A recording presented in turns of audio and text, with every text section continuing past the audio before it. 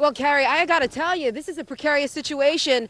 There is a fire burning right now, and actually that's why I'm going to be directing my photographer to move us as I'm speaking to you, as the lieutenant there is also moving his truck because there's a fire on this field that I'm now standing in, so we're going to move out of the way. I just want to let you know that while this doesn't look great, the fire situation is under control, though I think everyone's, wow, actually we are now witnessing fire hitting these cars. I don't know if you can see this, but it looks like a news van here is in peril, major peril. In the 2900 block of West Oxford, where this memorial has been sitting for several months. You can see that the animals are worn, the candles and flowers are gone, but it shows that the memory of Craig Fletcher lives on. His mother says that they had just eaten dinner together. He was headed back to his home when gunfire took her only son. Joyce, I'm at Mill Dam Park, where you can hear and see just how much the Rancocas has overflowed its banks. Usually the Rancocas flows behind the trees. Hey, I'm going to take an informal survey, an informal poll. We're taking a poll right now. How many people are late for work? Raise your hands. You seeing that? You seeing that? So employers out there, if you're seeing this, your folks are here. That's why they're not coming in right now. And a lot of the Joyce, the prosecutor and the police chief revealed a major flaw to that maroon Toyota where the kids were found. See this car, how the trunk lid stays elevated, stays open? Well, that maroon Toyota's hydraulic system was not working, and its trunk lid could not do this. Detectives believe the kids climbed into the trunk to play and became trapped. Dave, as you mentioned, most people who use these sport bikes obey the speed limit, but from midnight to dawn, speeding motorcyclists using these type of bikes have been overtaking Philadelphia highways, and Philadelphia police hope something can slow these bullet bikers down before their high-speed hobby kills someone not part of their fun and games. Before you see them on a highway, you hear them. A high-pitched, mosquito-like buzz that gets louder and louder until... Right here, to the left, to the left. This is the after-midnight madness striking Philadelphia highways. Motorcyclists traveling late night at such high speeds, cops can only call them crazy. We get a lot of debris on the roadway, especially in warm weather where tractor trailers flip the retreads off.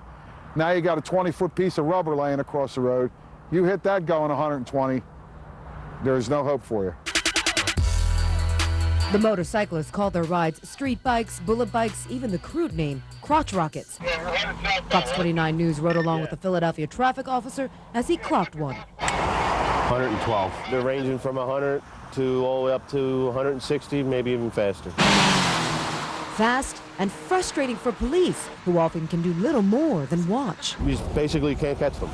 If he's doing 112, I would have to do probably about 140 to 150 miles an hour to catch him. And now I'm endangering the public. It feels like you got a sense of power because, you know, cops can't catch you when you're on a bike. Sport riders like Mark Lamorcia confess they know they break the law traveling triple-digit speeds. What's more shocking is that among these lawbreakers is at least one law enforcer. This speed biker admits he's a cop. He wouldn't give his real name, but did give his top speed. With that bike, about 190. You've gone 190 ever on a highway? Yeah. Aren't you afraid you're going to kill somebody? No. Philadelphia police fear it's a matter of time. They say moving at 100+ miles an hour is not safe, no matter how experienced the street biker. If you blew a tire at 140, you could endanger the public. And why can't police put one of those spike strips across the highway to stop the speed bikes? Officers say puncturing one of two tires on a bike moving that fast will likely kill the rider. The problem is with the speed and the stunts. Take a look at these two street bikers on Interstate 95. One does a wheelie at more than 50 miles an hour. The other is taping it.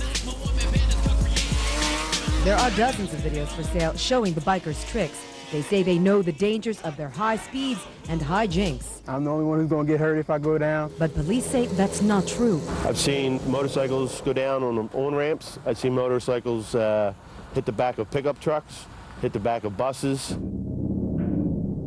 The bullet bikers most often are the ones who end up like this, suffering critical injuries, even dying. This year, from March to October, 21 people have died in motorcycle crashes in Philadelphia. 18 of them were riding sport bikes. Not every crash is caused by speed. However, accident investigators believe in 2 out of 5 fatal bike crashes, The operator died because he was going too fast. What's going to take for you to slow down? I just get tired. Tired of death. They're entirely too powerful. A menace. A total menace to the automobiles on the roadway.